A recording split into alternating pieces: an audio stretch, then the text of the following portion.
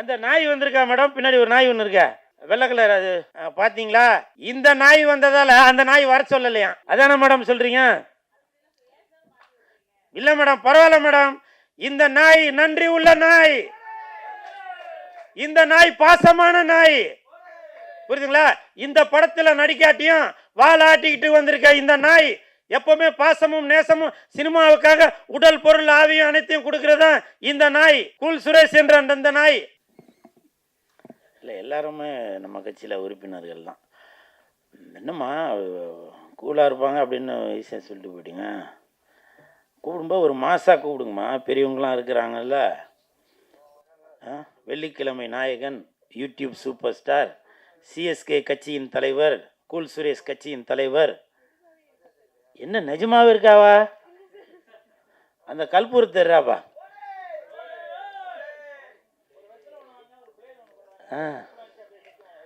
ஆமாம். ஸோ இதெல்லாம் நமக்கு இருக்குமா? அது மட்டும் இல்லை, டாக்டர் கூல் சுரேஷ் இதெல்லாம் இருக்குது. அதனால் அடுத்த தடவை கூப்பிடும்போது கூப்பிடுவோம். உங்கள் பேர்? மோகனா. மோகனாக்கு வெந்து தணிந்தது காடு, மோகனாக்கு வணக்கத்தை போடு. பேய் கொட்டு அந்த படத்தோட ஆடியோ ரிலீஸ்க்கு தான் நான் வந்திருக்கேன். மேடையில் பெரியவங்க முன்னாடி பேசுகிற அளவுக்கு நம்ம அவ்வளோ பெரிய பேச்சாளர் இல்லை. தயவு செஞ்சு நீங்களே ஒரு தடவை கை தட்டிடுங்க. இந்த கைத்தட்டல்கள் அனைத்தும் பேய் கொட்டு அந்த படத்துக்கு தான் போய் சேரும். கொட்டு அப்படின்னாலே உண்மையிலே கொட்டு வாங்கினாக்க அவங்க வளருவாங்க. நான் பேரரசார் படத்தில் கொட்டு வாங்கினதால தான் இன்றைக்கி நான் இந்த இடத்துல வந்து நிற்கிறேன். யோ ஐயரு, கோழி முட்டை போட்டால் அடகாத்து குஞ்சு பொறிக்கணும், இல்லைன்னா கூமுட்டையா போயிறியா கூமுட்டை அப்படின்னு நான் பேரரசார் படத்தில், திருப்பாச்சி படத்தில் வசனம் பேசியிருப்பேன். அப்போது நான் அங்கே அவர்கிட்ட கொட்டு வாங்கினதால தான் இன்றைக்கி பேரரசார் இருக்கிற மேடையிலேயே நின்று பேசுகிற அளவுக்கு நான் வளர்ந்துருக்கிறேன். இந்த படம் பேய் கொட்டு. காஞ்சிபுரம்னா பட்டு, இது பேய் கொட்டு. சாப்பிட தேவை தட்டு, இந்த படம் பேய் கொட்டு. இனிப்புனா லட்டு, இந்த படம் பேய் கொட்டு. இப்ப கைய தட்டு.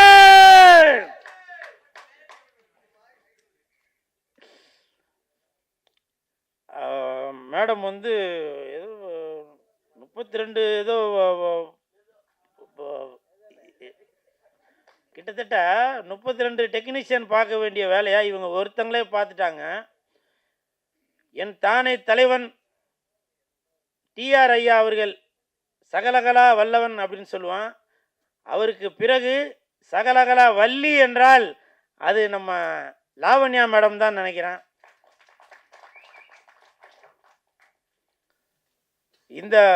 இந்த மாசத்துல மகளிர் தினம். இந்த மகளிர் தினம் இந்த மாசத்துல இந்த மேடம் இந்த மாதிரி எல்லா திறமையும் உள்ள 10 அவார்டு வாங்கியிருக்கதா சொன்னாங்க. எனக்கு தெரிஞ்சு 12 அவார்டு, 11வது அவார்டு நம்ம பேரரசார் அவர்கள் கொடுத்துருக்காங்க. 12வது அவார்டு ஜாகுவார் தங்கம் அவர்கள் கொடுத்துருக்காங்க, மாஸ்டர் அவர்கள். 13வது அவார்டு இந்த கூல் சுரேஷ் கொடுக்குறேன். மேடம், இன்னும் நீங்கள் பல அவார்டு வாங்கிட்டே வரணும். இன்றைக்கி நான் மேடைக்காக சொல்லலை, உண்மையிலேயே நோபல் வேர்ல்டு ரெக்கார்டில் உங்களுக்கு நான் பரிந்துரை பண்ணி உங்களுக்கு நான் இந்த படத்துக்காக அவார்டு வாங்கி தரேன். அப்படி ஒரு வேளை வாங்கி தரலைன்னா, அதாவது நான் அவர் பேசும்போது நான் பேசிகிட்டு இருந்தேன், அதுக்கு பதிலாக நீ பேசும்போது நானும் பேசுகிறேன்டா. வாங்கிட்டீங்களா? சரி, வாங்கினா இன்னொரு தடவை கொடுக்க சொல்கிறேன் மேடம். அவார்டு வாங்கிறதுக்கு என்ன இதுவாக வேணும்? அவார்டு வாங்கிறதுக்கு இப்போ உள்ளதுக்கு திறமையே தேவையில்லை.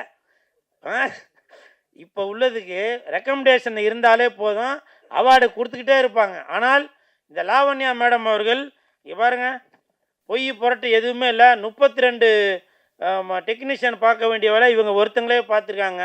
கதை, திரைக்கதை, வசனம், ஒளிப்பதிவு, எடிட்டிங்கு, இசை எல்லாமே அவங்களே பார்த்துருக்காங்க. ஸோ இவங்களுக்கு என் மனமார்ந்த வாழ்த்துக்கள். ஏன்னா பேய் கொட்டு அப்படின்னு நானே மேடம்கிட்ட கேட்டேன், என்ன மேடம் பேய் கொட்டுன்னு பேர் வச்சுருக்கீங்களே அப்படின்னு. இல்லை இப்படி இப்படி கொட்டுவோம் இல்லையா அந்த இதுதான் அப்படின்னு. இதில் படத்தில் நடித்தவங்க யாரையுமே காணோம், ஏன்னு கேட்டேன். ரொம்ப கொட்டிட்டாங்க. ரொம்ப கொட்டிட்டீங்களா ஸ்பாட்டில்? ஏன் எல்லாரும் இதில் நடித்தவங்களாம் வரல சொல்லுங்கள். எல்லோரும் எப்படி இருந்தாலும் சம்பளம் வாங்கியிருப்பீங்க. வெளியூரில் இருந்தாக்க இன்னும் எல்லாருமேவா வெளியூரில் இருக்கீங்க? ஷூட்டிங் இருந்தாங்க, இப்போ ஷூட்டிங் வந்திருப்பீங்கள. ஏன் இந்த படத்திற்கு இந்த மேடம் லாவண்யா மேடம் அவர்கள் பேய்கொட்டுன்ற படத்திற்கு உடல் பொருள் ஆவி அனைத்தும் மட்டும் இல்லாமல் பணத்தையும் செலவு பண்ணி இதில் அவ்வளோ பேரை நடிக்க வச்சுருக்காங்க. அவங்க யாராச்சும் வந்திருக்கணும்ல, ஏன் வரல? இது என்னுடைய ஆதங்கம். வந்திருக்காங்க, ஆனால் போஸ்டரில் போட்டிருக்கவங்க யாரையும் காணோம். அந்த நாய் வந்திருக்கா மேடம், பின்னாடி ஒரு நாய் ஒன்று இருக்கா, வெள்ளை கலர், அது பார்த்தீங்களா? இந்த நாய் வந்ததால் அந்த நாய் வர சொல்லலையா? அதானே மேடம் சொல்கிறீங்க? இல்லை மேடம், பரவாயில்ல மேடம். இந்த நாய் நன்றி உள்ள நாய், இந்த நாய் பாசமான நாய், புரியுதுங்களா? இந்த படத்தில் நடிக்காட்டியும் வாலாட்டிக்கிட்டு வந்திருக்க இந்த நாய் எப்பவுமே பாசமும் நேசமும் சினிமாவுக்காக உடல் பொருள் ஆவியும் அனைத்தையும் கொடுக்கறதா இந்த நாய். கூல் சுரேஷ் என்ற அந்த நாய், புரியுதுங்களா? கமெண்ட்ல இப்போ உங்களுக்கே க்ளூ கொடுத்துட்டேன்னு நினைக்கிறேன். இந்த நாய் எதுக்கு கத்தினே இருக்கிறான் அப்படின்னு, இல்லையா? பார்த்தீங்களா? இன்னும் பிரீடா எப்பா? நான் அதையும் சொல்றேன், அதையும் க்ளூ கொடுக்குறேன். டாபர்மேன் சந்தோஷமா? இல்லை ராஜபாளையம் நல்லா வீரமாக வைக்கலாமா? இப்படி நீங்களே எந்த நாய் வேணும். ஆனால் நாய் என்பது நன்றி உள்ளது. உங்களுடைய வீட்டை எப்படி பாதுகாத்துட்டு இருக்கோ அதே மாதிரி தான் இன்னைக்கு சினிமா இண்டஸ்ட்ரியில் வெள்ளிக்கிழமை ஆனாக்க தியேட்டரில் போய் மக்கள் வரவேற்கிறதுக்காக பாதுகாத்துட்டு இருக்கதான் இந்த கூல் சுரேஷ் என்ற நாய்.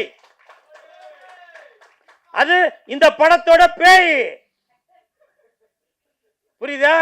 அதனால இந்த படத்தில் நடித்தவங்க தயவு செஞ்சு இன்னைக்கு நீங்கள் ஆடியோ ரிலீஸுக்கு வராட்டியும் உங்களுடைய ஃபோனில் ஒரு வீடியோவாக எடுத்து இந்த மாதிரி எப்போ மேடம் படம் ரிலீஸு?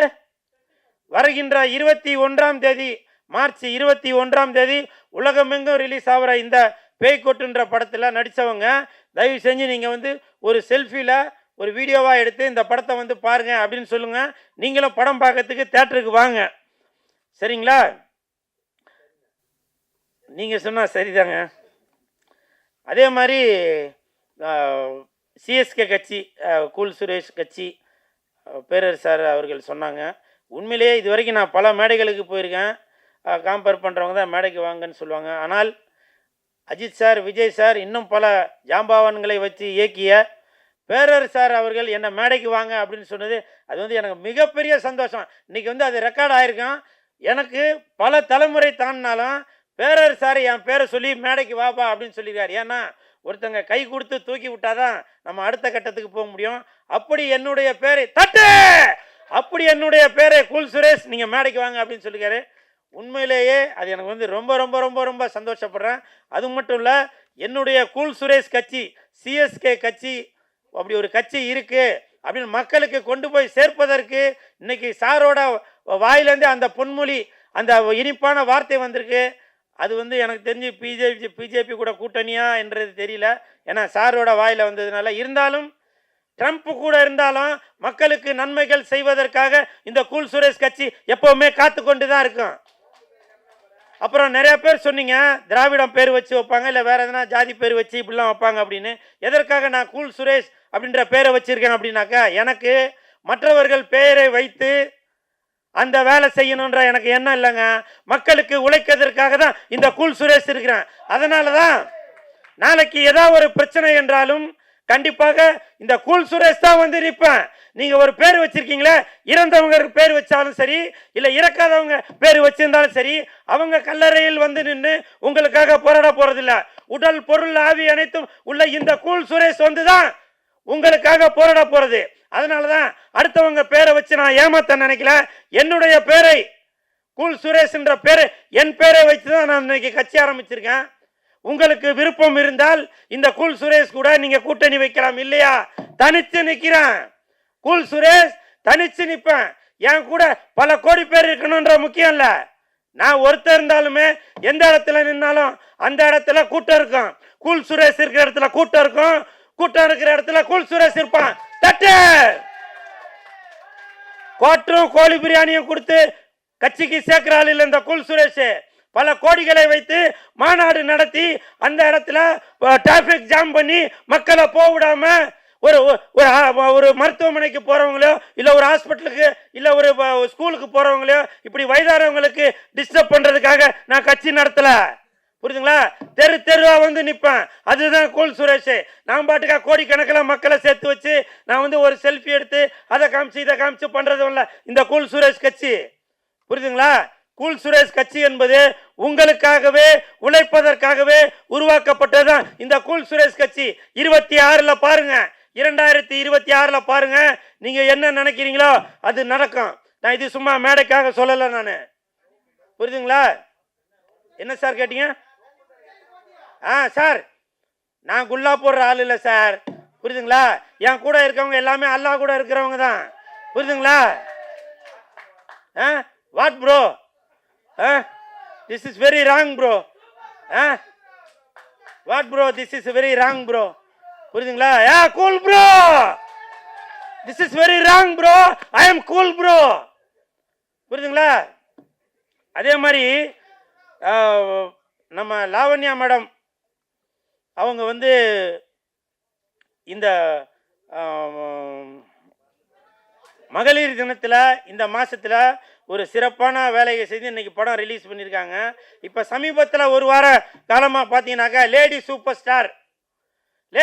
ஸ்டார் அப்படின்னாக்க நம்ம நயன்தாரா மேடம் அப்படின்ற எல்லாருக்கும் தெரியும். இப்போவும் சொல்கிறாங்க, அவங்க வேண்டான்னு சொல்லியிருக்காங்க. இப்போவும் சொல்கிறேன், எப்படி தமிழ்நாட்டில் இந்தியை இங்கு வச்சு அழிக்க முடியாதோ, தமிழ்நாட்டில் இந்தியை இங்கு வச்சு அழிக்க முடியாதோ அதே மாதிரி தான் லேடி சூப்பர் ஸ்டார் என்றால் அது நயன்தாரா, நயன்தாரா என்றால் அது lady super star.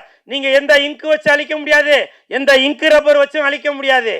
Tamil, Telugu, Malayalam, Hindi வரைக்கும் போயிட்டாங்க லேடி சூப்பர் ஸ்டார் நம்ம நயன்தாரா அவர்கள். அதனால lady super star Nayanthara is equal to Tamil Nadu. இதில் எந்த மாற்று கருத்துமே இல்லை. அதனால இனிமேல் லேடி சூப்பர் ஸ்டார் என்றால் அது நயன்தாரா, நயன்தாரா என்றால் அது லேடி சூப்பர் ஸ்டார். அதே மாதிரி என்ன sir? What bro? I am cool bro. This is very wrong bro. Sir, செவத்தில் உள்ளதை அழிக்கலாம் சார், மனசில் உள்ளதை அழிக்க முடியாது. புரியுதுங்களா? சரி, இந்த பேய்கொட்டு படத்தில் நடித்த அனைத்து கலைஞர்களுக்கும் என் மனமார்ந்த வாழ்த்துக்கள். இல்லை ப்ரோ, பேப்பர் காலி ப்ரோ, பேப்பர் காலி. 26ல் ஐயா ஜாலி. தட்டு. தேங்க்யூ.